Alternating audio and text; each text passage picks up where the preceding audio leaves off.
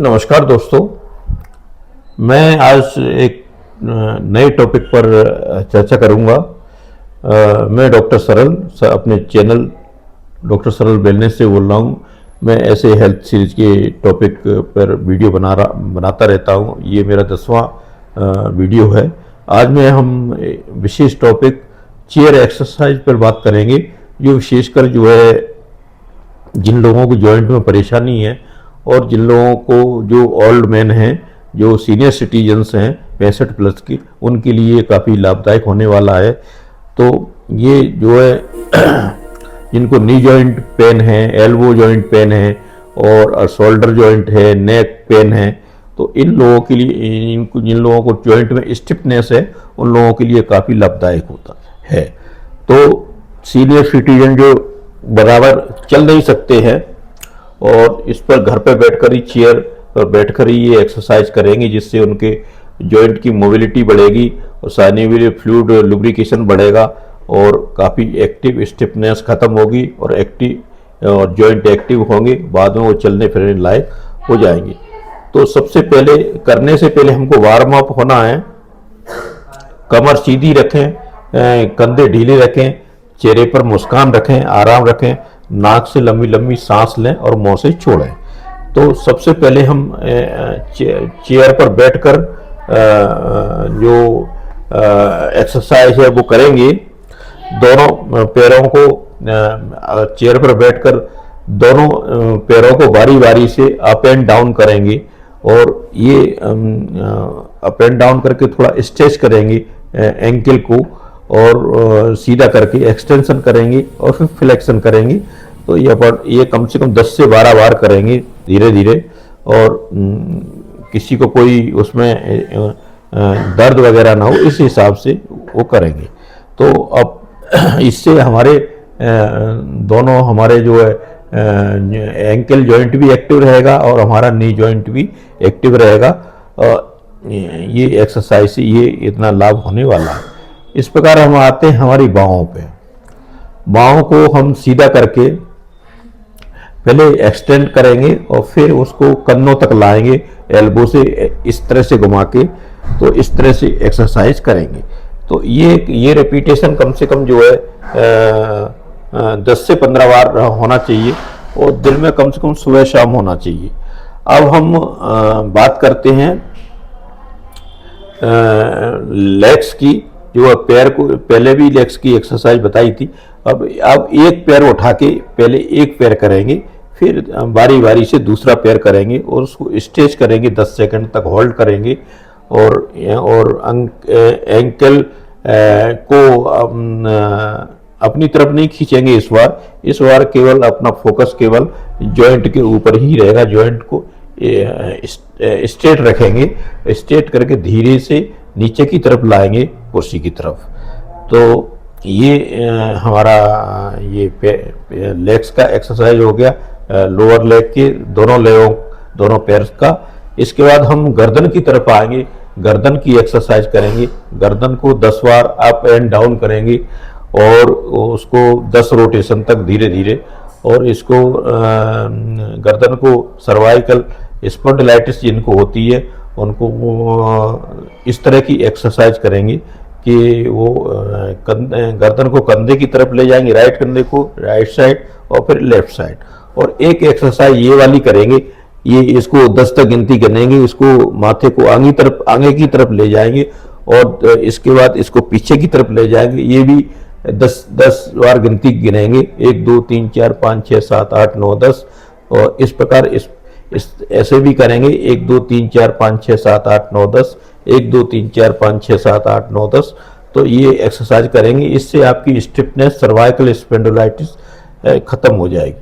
और shoulder joint की exercise के लिए हम दोनों हथेलियों को कंधे पर रखेंगे और शोल्डर को क्लॉकवाइज एंटी क्लॉकवाइज इस तरह से घुमाएंगे, इस तरह से, और पीछे की तरफ घुमाएंगे। इस तरह से ये रोटेशन हम कम से कम दोनों कंधों के लिए 10 बार एंटी क्लॉकवाइज और क्लॉकवाइज 10 बार। तो इस प्रकार ये कंधों की हमारी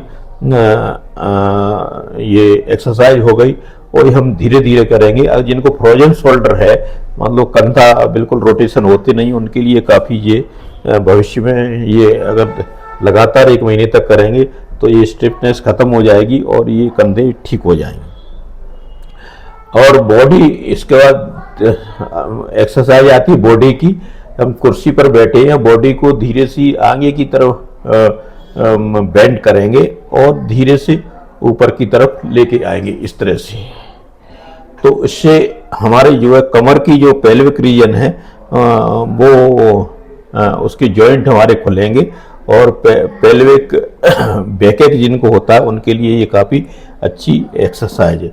तो दोस्तों ये सिंपल एक्सरसाइज चेयर एक्सरसाइज है जिसमें एक्सटेंशन और फ्लेक्शन दोनों होता है। इससे बॉडी एक्टिव होती है, स्ट्रांग होती है और मसल्स जो मसल वास्टिंग जो हो गई है, जो मतलब एक डिकेड में 3.8% जो मसल वास्टिंग हो रही है वो इस पर थोड़ा कंट्रोल आएगा।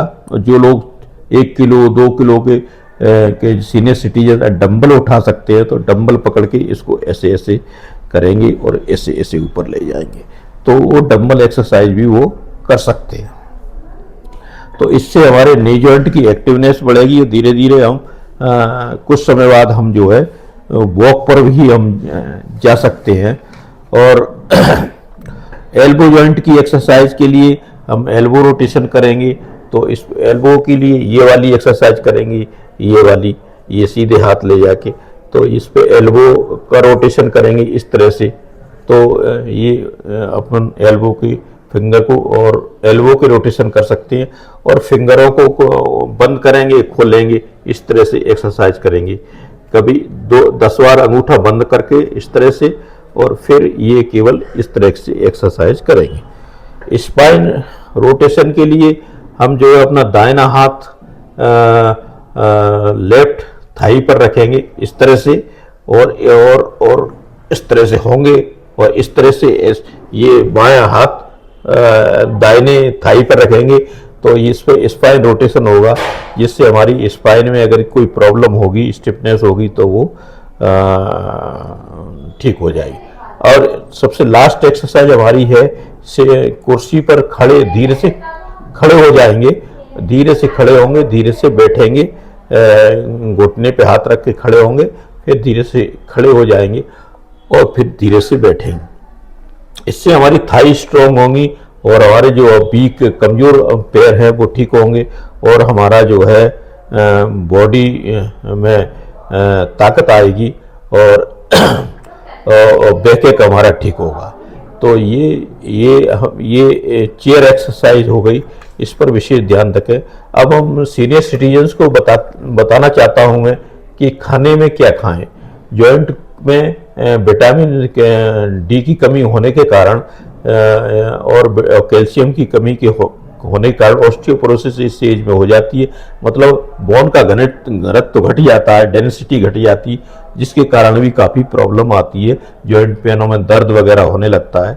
तो मॉर्निंग में सबसे पहले गर्म पानी, गुनगुना और शहद और नींबू और हल्दी ये मिलाकर पिए डेली, तो उससे काफ़ी इम्यूनिटी भी बढ़ेगी और जॉइंट में अगर कोई इन्फ्लेमेशन होगा तो हल्दी से, टर्मेरिक से इन्फ्लेमेशन भी जॉइंट का कम होगा। और सूर्य की रोशनी में बैठेंगे जिससे विटामिन डी कम से कम 15 मिनट बैठेंगे बनियान पहनकर, जिससे विटामिन डी प्राकृतिक विटामिन डी मिलेगा और इससे काफ़ी उनको हेल्प मिलेगी।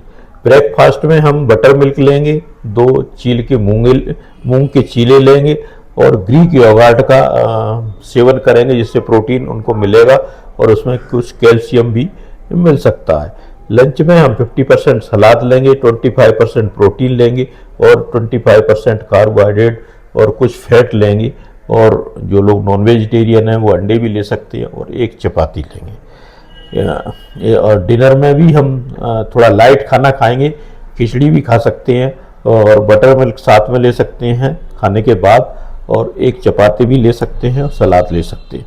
तो ये, और इसमें प्रोसेस फूड बिल्कुल भी नहीं लेना है ओल्ड एज में, और यंग लोग तो प्रोसेस फूड के काफ़ी शौकीन होते हैं, पर इसमें बिल्कुल नहीं लेना।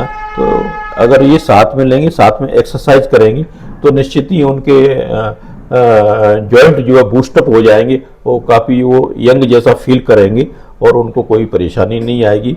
क्योंकि ओल्ड सीनियर सिटीजन्स को परेशानी आती है तो पूरा परिवार भी परेशान रहता है इस एज में, क्योंकि उनकी देखभाल करने के लिए बहुत कम लोग रहते हैं घर पे।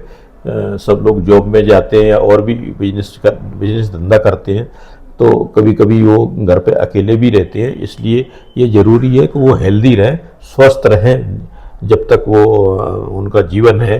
तो मैं सभी से यही आग्रह करूँगा, अगर मेरा वीडियो अच्छा लगा हो तो इसको शेयर एंड सब्सक्राइब करें और कमेंट करें। और अगर कोई जानकारी चाहिए तो ये ज़रूर, मैं मेरा कॉन्टेक्ट नंबर मेरे डिस्क्रिप्शन में मेरा ईमेल है, उस पर भी कर सकते हैं। और मैं मेरा कॉन्टेक्ट नंबर मैं उस पर वीडियो पे डाल दूंगा। और कोई अगर इलाज संबंधी कोई प्रॉब्लम हो तो तत्काल मुझसे संपर्क कर सकते हैं। मैं डॉक्टर SK सरल इंदौर में प्रैक्टिस करता हूं और मैं काफ़ी ऐसे